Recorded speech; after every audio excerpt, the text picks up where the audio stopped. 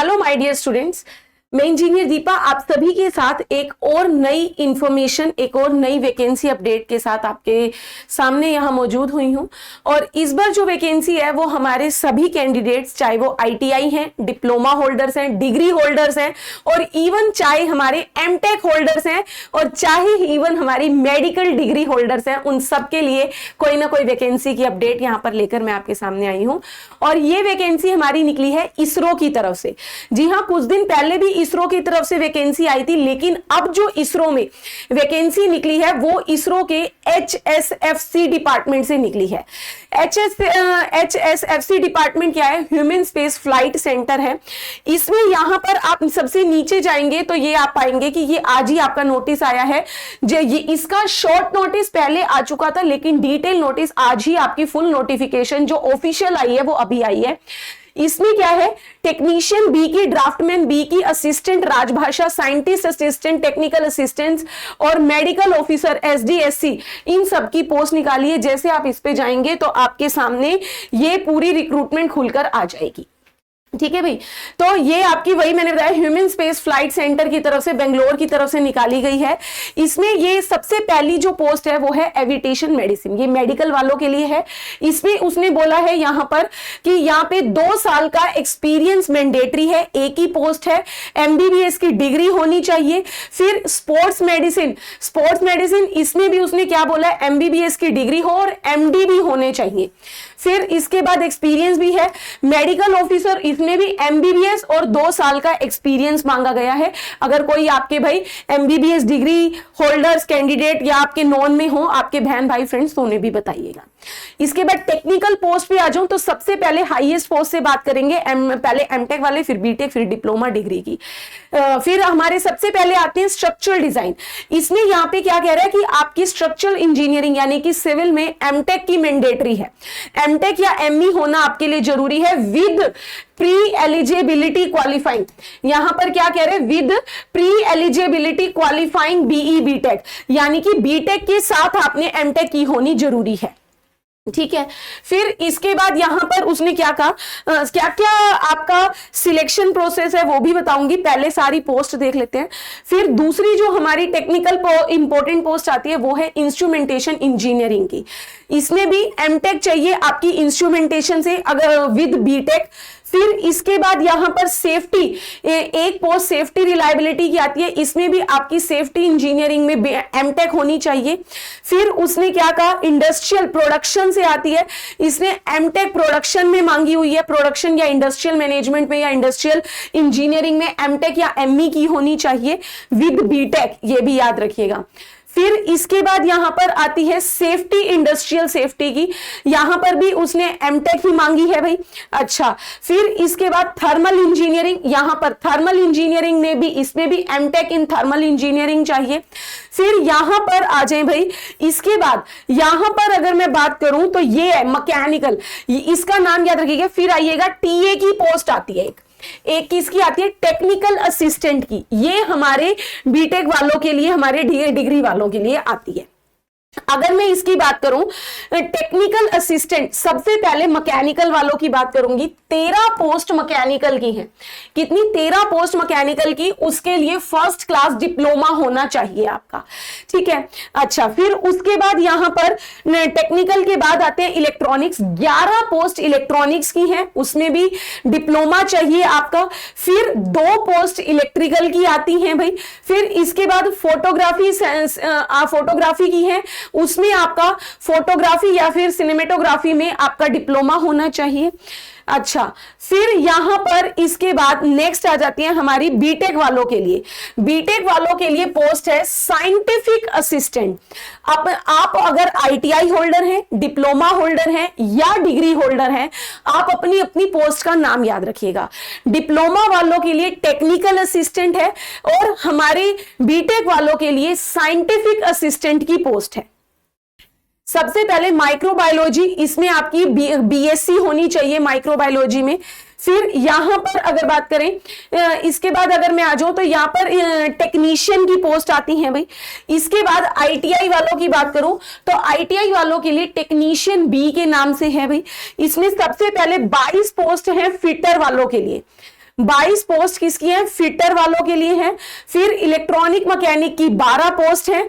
फिर इसके बाद भाई आपकी एसी रेफ्रिजरेशन की एक, वेल्डर की एक, मशीनिस्ट की एक, इलेक्ट्रिकल वालों की आपकी 3 पोस्ट यहां पर निकली है। टर्नर की एक है, ग्राइंडर की भी एक है। फिर इसके बाद ड्राफ्टमैन सिविल वालों के लिए होती है, जो अगर आपने आईटीआई ड्राफ्टमैन में की हुई है, जैसे डिप्लोमा डिग्री में सिविल आ जाता है, ऐसे ही आईटीआई की अगर बात करें तो सिविल की आईटीआई ड्राफ्टमैनशिप की होती है भाई। तो आपकी ड्राफ्टमैन मैकेनिकल 9। फिर यहां पे ड्राफ्टमैन सिविल की बात करें तो 4 पोस्ट उनकी हैं। फिर एक लास्ट 25वीं पोस्ट नंबर आता है असिस्टेंट राज्य भाषा का, उसकी 4 पोस्ट हैं भाई। अब इनके लिए यहां पर ये जो आपकी सारी बातें बताई, एज लिमिट कितनी है, एज लिमिट कितनी है, यहां पर जो मेडिकल वाली बताई थी उनके लिए 18 से 35 साल की उम्र है। कितनी, 18 से 35 साल की उम्र है। और मैंने बोला था पे स्केल अच्छा है, तो यहां पर देख लीजिए टोटल एड ऑन करके बेसिक पे, एचआरए, डीआई, ये सब इंक्लूड करके ये कितना अच्छा अमाउंट आपके सामने यहां पर दिया हुआ है।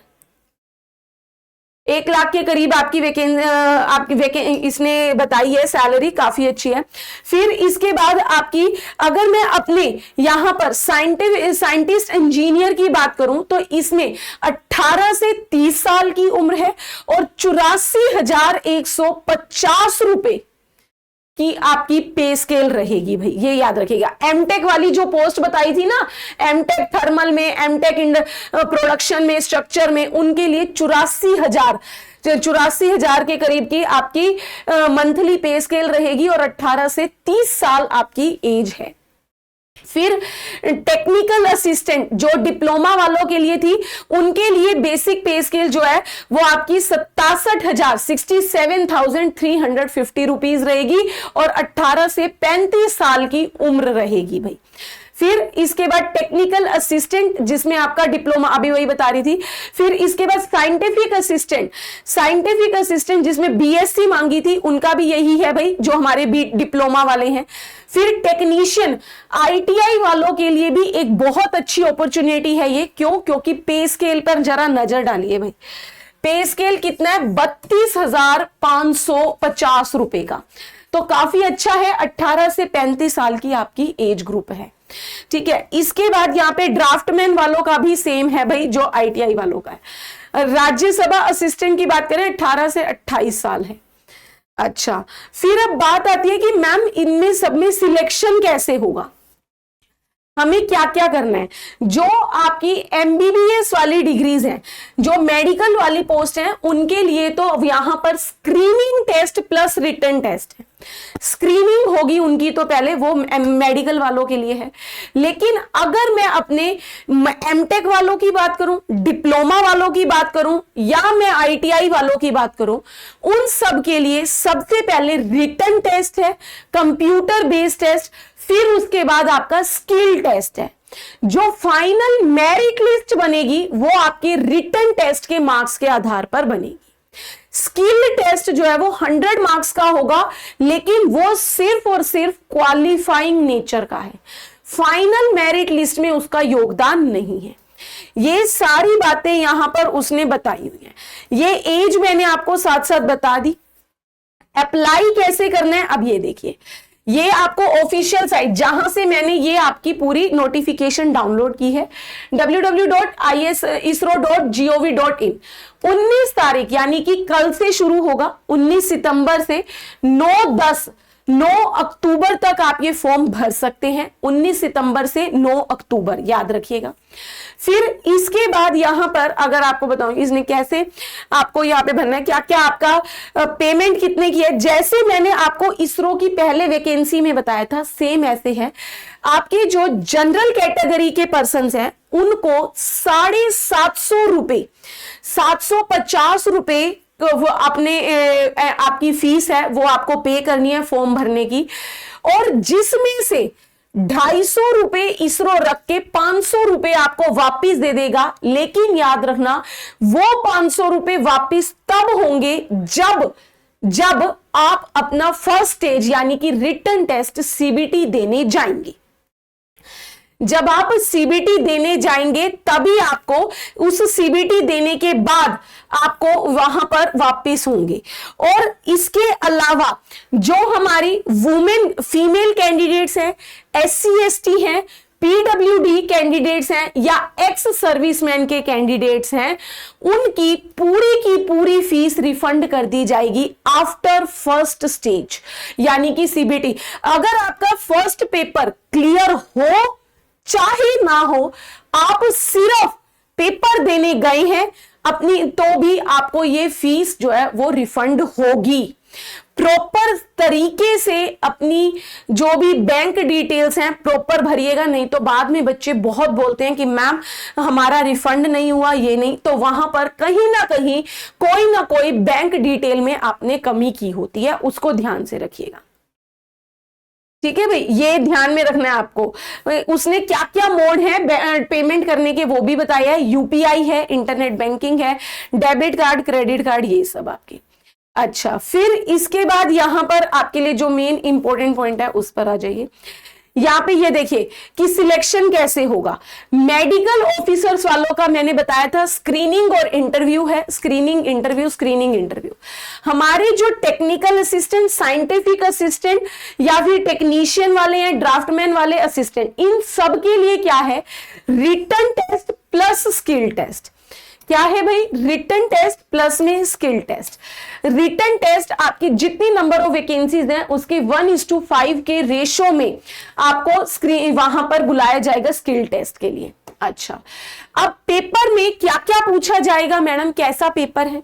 सबसे पहले यहां पर बात करूंगी मैं आपके जो SC पोस्ट वाले हैं, एमटेक वाले हैं, उनके यहां पर दो पार्ट में पेपर होगा, तीन पार्ट में पेपर है।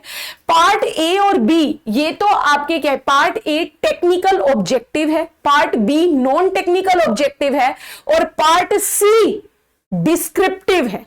देखिए जरा, पार्ट A 75 मिनट का होगा आपके 60 नंबर का, ठीक है। नेगेटिव मार्किंग है इसमें 1/3 की, 60 MCQ रहेंगे। फिर इसके बाद यहां पर क्या कहता है, उसने बोला है कि 40% आपके बीटेक में से होंगे और 60% जो है वो एमटेक के सिलेबस से। तो आपको यानी बीटेक एमटेक दोनों के तैयारी करनी होगी। पार्ट B जो कि आधे घंटे का होगा, 20 नंबर का होगा और इसमें आपका जो है वो आपकी एप्टीट्यूड है, एप्टीट्यूड या फिर आपकी रीजनिंग वगैरह आनी है, ठीक है। फिर इसके बाद पार्ट C डिस्क्रिप्टिव है, इसमें कोई नेगेटिव मार्किंग नहीं है, 20 नंबर का है। इसमें आपको क्या है, टेक्निकल क्वेश्चंस होंगे जो आपके हैंड रिटन, वो आपका कोई सीबीटी नहीं है, जैसे आप यूनिवर्सिटी में कॉलेज में अपने पेपर देते थे उस तरीके से होंगे भाई। आपको पूरा प्रॉपर लिख के आना होगा, टोटल करके हो गए 100। अच्छा, फिर अगर मैं इसके बाद यहां पर उसने बोला है एक चीज और ध्यान दीजिएगा, जो भी एमटेक वाले होंगे उनमें आपको क्या करना है, पार्ट A B C तीनों में क्वालिफाई करना है। Part A B C general category वालों को मिनिमम 50% और जो रिजर्व्ड वाले हैं उनको मिनिमम 40% लेनी है। फिर इसके बाद आ जाओ भाई अपने टेक्निकल असिस्टेंट या ड्राफ्टमैन ITI वालों के लिए, उनके लिए यहां पर क्या होना है, आपको 90 मिनट मिलेंगे और 80 क्वेश्चन आपको करने हैं। इनमें भी 1/3 की नेगेटिव मार्किंग है, 1/3 की नेगेटिव मार्किंग है। स्किल टेस्ट आपका 100 मार्क्स का होगा, लेकिन वो सिर्फ और सिर्फ क्वालिफाई नेचर का है, ये आपको ध्यान में रखना है। ये इसमें यहां पर फिर इसके बाद असिस्टेंट यानी कि राजभाषा वगैरह वालों के लिए बताया हुआ है कि क्या क्या है।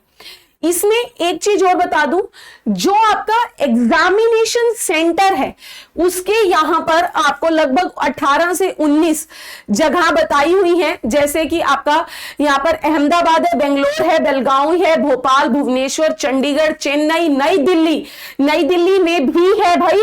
तो एग्जाम दूर होने का ये आप पॉइंट नहीं डाल सकते। जोधपुर, गुवाहाटी, पटना, कोलकाता, लखनऊ, मुंबई, रांची, इन सारी जगहों पर ये होगा भाई। आपको फॉर्म भरते टाइम पे कोई 5 सेंटर भरने हैं, जो आपके सबसे नियरेस्ट हो उनको भरिएगा और सबसे टॉप पर अपनी प्रायोरिटी के हिसाब से इनको भरिएगा, क्योंकि वहां पर उसी के अकॉर्डिंग आपको ये हो सकता है ये चुन के देगा। ठीक है भाई, ये मैंने आपको सारी इंफॉर्मेशन लगभग दे दी। अगर आपको लग रहा है कि आप इसके लिए एलिजिबल हैं और आपके लिए ये अच्छी है, क्योंकि देखो अगर मैं बोलूं तो इसरो की वैकेंसी परमानेंट वैकेंसी है, इसरो की पोस्ट नौकरी तो बहुत अच्छी है भाई।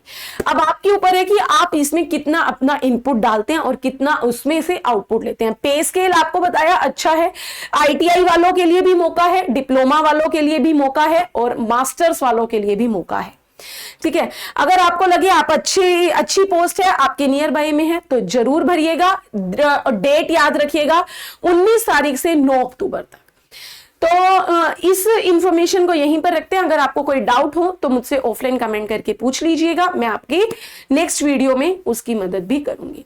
ऐसी ही सारी इंफॉर्मेशन के लिए, ऐसी ही सारी जो भी छोटी मोटी वैकेंसीज की अपडेट आती है मैं आप तक पहुंचाने की कोशिश करती हूं इसी चैनल के माध्यम से। तो जुड़े रहिएगा यहां मेरे साथ KGS engineers JEE YouTube channel पर। और इलेक्ट्रिकल वालों को बता दूं, डेली 3 बजे आपकी क्वेश्चन प्रैक्टिस की क्लास लेकर आती हूं मैं इसी चैनल पर, वहां पर मेरे साथ लाइव जुड़ना मत भूलिएगा। Thank you very much.